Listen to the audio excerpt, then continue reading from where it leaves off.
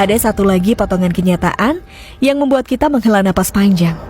Sebuah video amatir yang beredar di media sosial yang lagi-lagi membuat kita hanya bisa geleng-geleng kepala. Rizky Ridho, bek tangguh timnas Indonesia, kapten baru dari tim rival yang baru-baru ini menjadi sasaran berikutnya. Kita tahu siapa Ridho, pemain muda bertalenta, punya mental dan tetap dipercaya membela merah putih meski persaingan di lini belakang timnas kini dipenuhi pemain diaspora berkelas Eropa. Dalam urusan kualitas, tak ada celah untuk meragukan seorang Ridho. Namun sayangnya, sebagian supporter tim rival memilih jalan berbeda.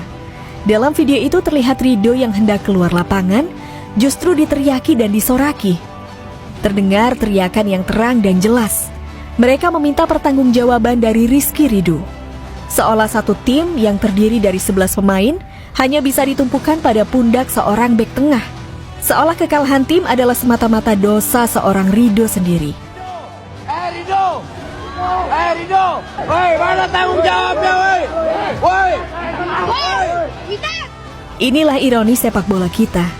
Ketika dikritik kehilangan logika dan fanatisme berubah menjadi tekanan brutal.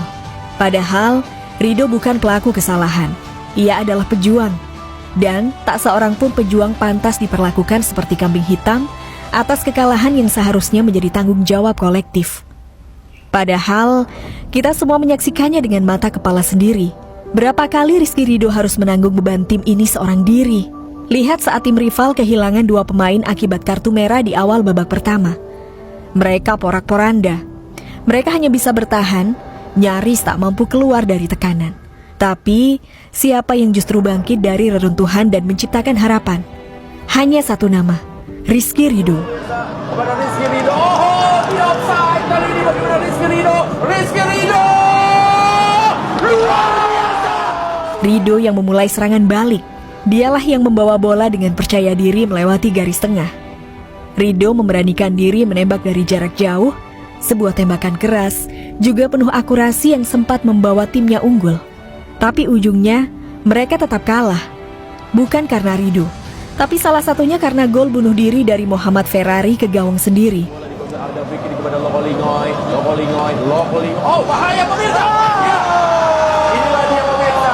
Kondisi yang memang terjadi. Dan kini, ironisnya, Ridho pula yang dituding. Ridho pula yang diminta bertanggung jawab. Sungguh membingungkan. Bagaimana seorang pahlawan di lapangan justru dicap sebagai dalang kekalahan. Dan perlahan, tabir kisah ini pun mulai terbuka. Usut punya usut, ternyata Rizky Ridho memang punya kedekatan dengan Persib Bandung. Sebelum akhirnya menandatangani kontrak bersama tim ibu kota, Ridho dikabarkan sudah hampir mencapai kata sepakat dengan Maung Bandung. Sudah selangkah lagi, namun takdir berkata lain. Alasannya sederhana, namun masuk akal. Akses transportasi. Ridho merasa Jakarta lebih memudahkan dirinya untuk pulang ke Surabaya dibandingkan Bandung. Dan itulah pilihannya. Sebuah keputusan profesional yang seharusnya dihormati. Tapi ironisnya, justru keputusan itu kini menjadi bayang-bayang yang menyakitkan. Kini kita melihat Ridho yang telah memimpin dengan gagah di lapangan, berjuang mati-matian, mengangkat moral timnya saat semua terasa berat, justru diperlakukan seperti itu. Tidak ada dukungan, tidak ada penghargaan. Yang datang justru hujatan, tuntutan dan amarah dari supporter yang seolah buta akan kontribusinya.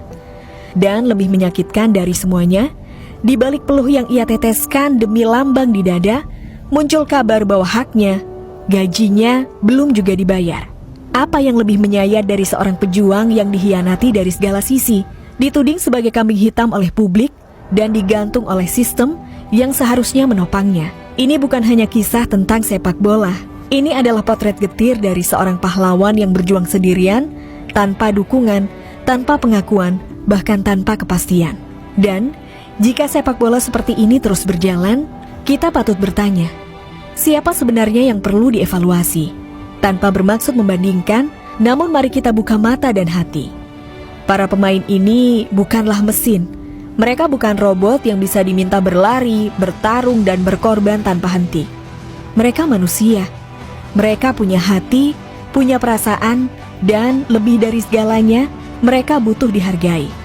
Mereka butuh cinta, dari manajemen, dari supporter, dari semua yang katanya berdiri di belakang tim ini. Jika bahkan orang-orang di balik tim tak mampu memanusiakan para pejuangnya, lantas harapan macam apa yang bisa dituntut dari mereka untuk berjuang habis-habisan di lapangan, untuk mati-matian demi lambang di dada? Belajarlah dari Persib Bandung. Lihat bagaimana mereka memperlakukan pejuangnya. Saat Rahmat Irianto mengalami cedera panjang, cedera ACL yang bisa menghancurkan karir siapapun, apa yang dilakukan Persib? Mereka tidak meninggalkannya. Mereka tetap menggaji Irianto. Dan bukan hanya itu, gajinya datang tepat waktu. Di tengah luka, pemain ini tetap dipeluk oleh klubnya. Inilah yang disebut memanusiakan pejuangnya. Maka jangan heran jika pemain-pemain Persib bertarung seperti singa. Jangan heran jika mereka rela mati-matian di lapangan. Karena mereka tahu ada cinta yang membalas perjuangan. Ada rasa hormat yang menyambut pengorbanan. Dan ketika sebuah klub bisa menanamkan itu, tak perlu disuruh, pemain akan berjuang sampai titik darah penghabisan. Kita semua sudah melihatnya, bagaimana para pemain Persib mencintai tim ini dengan sepenuh jiwa. Lihatlah Ciro Alves, yang selalu meneteskan air mata saat berbicara tentang Bobotoh. Tangisan itu bukan dibuat-buat, bukan drama. Itu adalah bahasa dari hati pemain asing yang begitu tulus. Dan itu hanyalah sepotong kecil dari cerita besar bernama cinta antara Persib dan para pejuangnya. Inilah yang membedakan Persib Bandung dari banyak tim lainnya. Mereka punya sesuatu yang tak bisa dibeli, tak bisa direkayasa, tak bisa dipaksakan. Mereka punya ikatan emosional, ikatan yang tak terputus oleh skor, oleh kritik, atau bahkan oleh cedera. Persib dan para pemainnya diikat oleh sesuatu yang suci yang bernama cinta. Tim-tim lain harus mulai belajar bahwa profesionalitas memang penting. Pemain dibayar lalu mereka bermain. Tapi ada yang jauh lebih tinggi dari sekedar kontrak dan gaji. Ada hal yang tak bisa dihitung dalam angka, yakni sejauh mana pemain bersedia berjuang sampai titik akhir, bukan karena uang, tapi karena rasa memiliki. Dan di Persib Bandung itu nyata. Para pemain tidak hanya sekedar bermain, mereka berperang. Mereka bertarung seakan musim ini adalah musim terakhir mereka, seakan tidak ada hari esok. Karena bagi mereka, lambang di dada bukan sekedar logo, tapi rumah. Tempat di mana mereka rela mati-matian demi sebuah kalimat, Persib harus juara. Dan di bawah komando Bojan Hodak, Persib menjelma menjadi kekuatan yang tak bisa dibendung lagi. Sebuah armada yang tampil menggila di setiap pertandingan. Mereka bukan hanya bermain, mereka bertempur. Bagi mereka, setiap laga adalah partai final.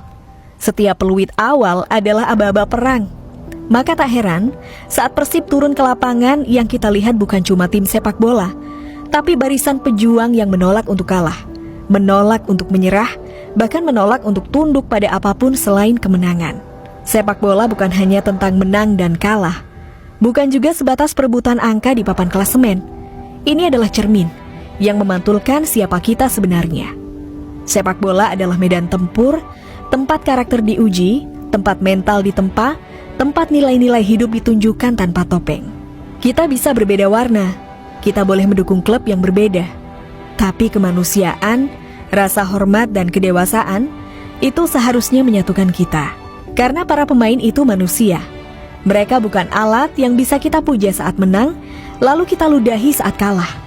Mereka juga punya hati, punya peluh, punya keluarga yang menyaksikan ketika komentar-komentar kejam dilemparkan seperti tombak ke ruang pribadinya.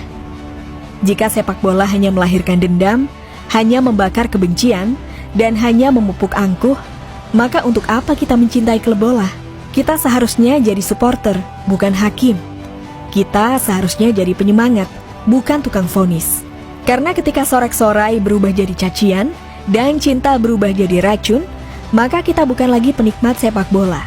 Kita hanya perusaknya. Lihatlah Persib. Mereka bukan tim yang sempurna, tapi mereka tahu bagaimana memeluk pemainnya, menghargai pejuangnya, dan menanamkan cinta sebagai bahan bakar perjuangan. Maka tak heran, mereka bisa menolak untuk kalah. Dan tak heran, inilah alasan kuat mengapa mereka bisa juara. Dan untuk tim-tim lain, untuk supporter manapun di negeri ini, barangkali inilah waktu terbaik untuk belajar, untuk berefleksi, dan untuk bertanya pada diri sendiri. Apakah kita sudah cukup dewasa untuk menerima kenyataan bahwa hari ini bukan hari kita? Dan apakah kita cukup besar untuk tetap mendukung? Meski bukan kita yang berdiri di podium tertinggi. Karena dalam sepak bola, kemenangan itu penting, tapi kemanusiaan jauh lebih mulia.